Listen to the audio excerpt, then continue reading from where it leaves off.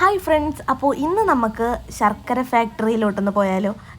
ആദ്യം ചെല്ലുമ്പോൾ തന്നെ ഒരു അടിപൊളി വ്യൂ ആണ്. അതായത് ഏക്കർ കണക്കിന് കരിമ്പ് അങ്ങനെ നട്ടിട്ടേക്കുന്നതാണ് കേട്ടോ. ആദ്യം നമ്മളവിടെ ചെല്ലുമ്പോൾ തന്നെ കാണുന്നത്. രണ്ടാമത് ഈ കാണുന്ന ഈ ഒരു കുടിരി കണക്കത്തെ ഇതിലാണ് പണ്ട് ശർക്കര ഇത് ഉരുട്ടി എടുത്തുകൊണ്ടിരുന്നത്.